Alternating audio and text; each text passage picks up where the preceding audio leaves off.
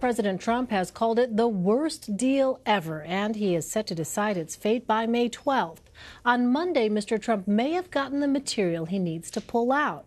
Israeli Prime Minister Benjamin Netanyahu said his government had captured tens of thousands of documents proving Iran pursued nuclear weapons while it told the world it only sought civilian nuclear power. Here's some of what he said with the help of visual aids Monday. Iran lied. Big time.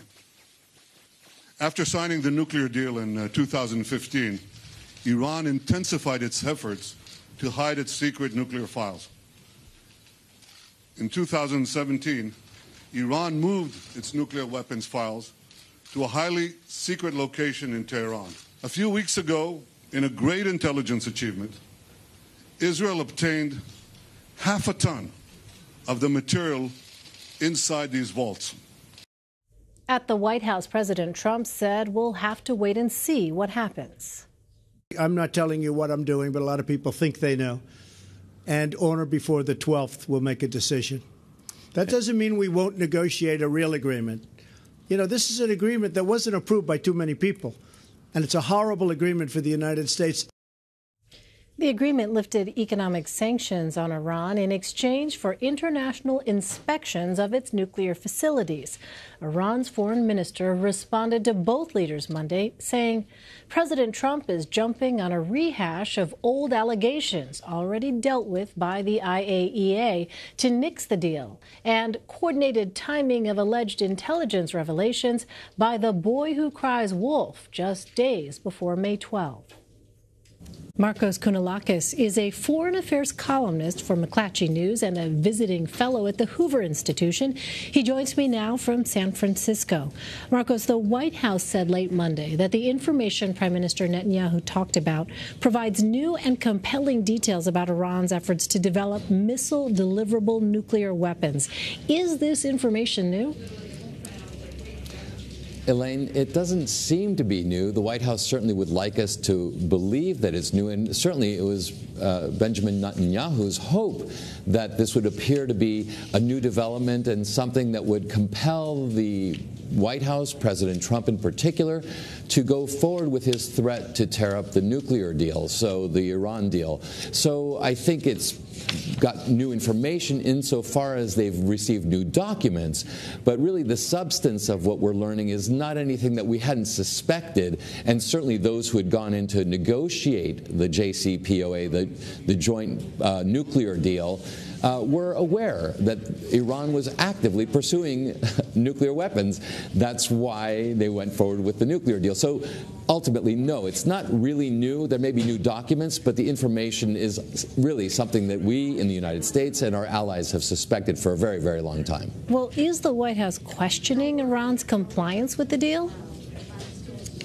No. In fact, during the new Secretary of State Pompeo's hearings, he said, in fact, he has no evidence that Iran is not complying. In fact, he said they seem to be in full compliance with the deal. Well, if the deal is renegotiated, Markos, what exactly is the White House looking for? So it is true that the White House wants to get new deal points into the relationship with Iran.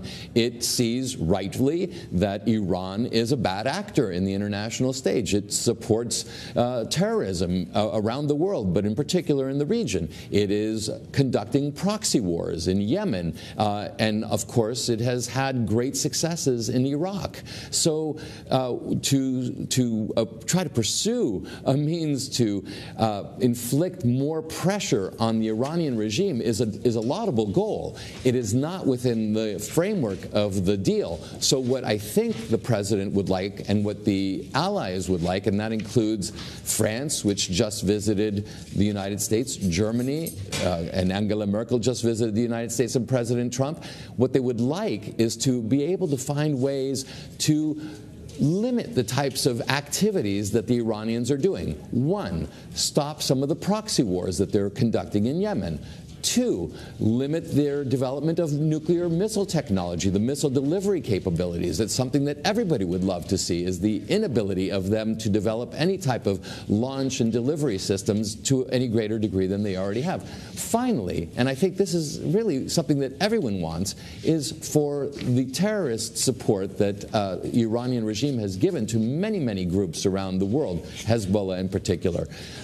It needs to stop. And so can the allies and the United States put enough pressure on Iran at this point? And this is, I think, the strategy of the Trump administration. Can they put enough pressure on the Iranian regime to come up with side deals without throwing or tearing up the nuke deal that the Obama administration negotiated? Well, what could keep President Trump in the deal at this point?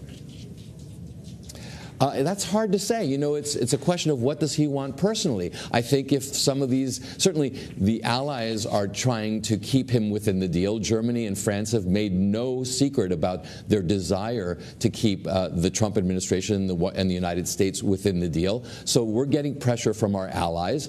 That should have some currency with the White House. Certainly, if they're able to come up with side deals or agreements that maybe limit some of those things we talked about, proxy wars, terrorism, and missile developments, that could help, of course, also keep the White House within the deal. But ultimately, I think the president feels that he wants to fulfill a campaign promise that he made. He sees this as a terrible deal. He sees the deal as something that should have included these other items and that didn't include these items. So he appears to be inclined within the next 12 days to really tear it up as he promised during the campaign. Well, at the same time, the Trump administration is trying to set up a summit with North Korean dictator Kim Jong-un to discuss Pyongyang's nuclear program. Now, Mr. Trump said pulling out of the Iran deal, quote, sends the right message to North Korea. Would it? Well, I'm not quite sure. I mean, it seems that if you've already got a deal and you're threatening to drop out of it, that promising to enter into a new deal must make the other party suspect as to whether or not you're going to stay within the deal. But perhaps he perceives that there are that he's able to separate these types of deals somehow. I mean, it's true that in the South Korea and North Korea deal, we have a very different dynamic. The superpower that is in the region that is able to affect North Korea is China. So perhaps the president and the Chinese leader Xi Jinping can come up with the types of guarantees for North Korea so that the North Korean leader feels secure in entering into a deal with the United States and with South Korea. Iran has no such guarantor. You know, the question is, will Russia come to Iran's aid if the Americans tear up the deal? Likely not. So it's a little bit of a different dynamic. It's a different region. They're different countries. But you're right to question whether or not Kim Jong-un will trust a president who is reneging on an already established multilateral deal. Well, the president also has tweeted about potential locations for that North Korean summit. What does the location of the meeting with Kim Jong-un, what significance does that carry? Well, if there's a peace agreement and it's done there in the demilitarized zone, there's all kinds of symbolism of doing it in place. I mean, it just is the leading edge of, it's the tripwire for where the war could occur if up until a peace deal is achieved, the peace agreement is achieved with South Korea. But remember, this president is long on symbolism and short on substance or policy. So, I mean, in an ideal world, I think President Trump would like to sign it in Pearl Harbor on the USS Missouri. But short of that, you know, Singapore is being discussed, and of course the demilitarized zone between North and South Korea are also on the table. A lot to watch. Markos Kounalakis, thank you. Yes.